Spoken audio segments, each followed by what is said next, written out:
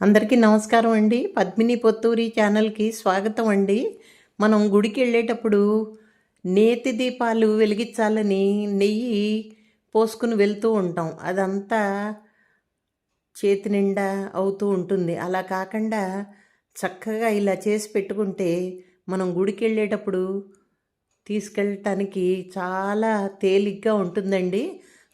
శుభ్రంగా చక్కగా ముందు ఈ ఫ్రిడ్జ్లో ఇవి ఐస్ క్యూబ్స్ పెట్టే ఉంటాయి కదండి, అవి శుభ్రంగా కడిగేసుకోండి. కడిగేసుకుని తడి లేకుండా చేసుకుని అందులో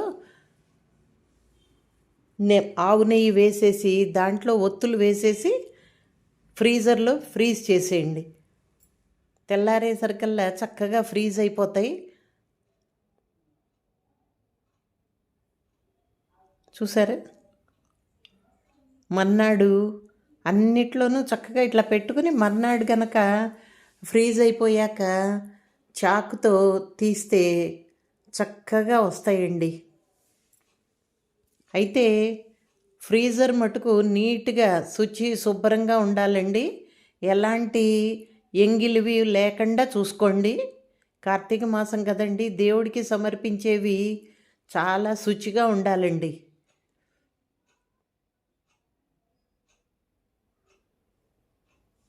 ఇలా పెట్టేసుకుని మనం ఫ్రీజ్ చేస్తే చక్కగా బిళ్ళలుగా ఇవి వచ్చేస్తాయి.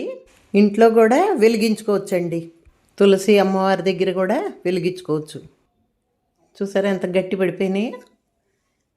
చక్కగా చాకు తీసుకుని కొంచెం అలా అంటే సరే, చూసారా లేచి వచ్చేస్తాయి. చక్కగా అలా తీసేసుకుని 8 డబ్బాలో పెట్టేసుకున్నాం అనుకోండి, అస్సలు చెక్కు చెదరవండి. నేను తులసమ్మకు వెలిగిస్తున్నాను. చూసారా ఎంత చక్కగా ఉందో, ఎంత బాగా వెలుగుతున్నాయి. Thank you for watching my video. నా వీడియోస్ కనుక మీకు నచ్చినట్టయితే లైక్ చేయండి, షేర్ చేయండి. ఇంకా సబ్స్క్రైబ్ చేసుకునే వాళ్ళు సబ్స్క్రైబ్ చేసుకోవడం మాత్రం మర్చిపోకండి. మీ పద్మిని పొత్తూరి.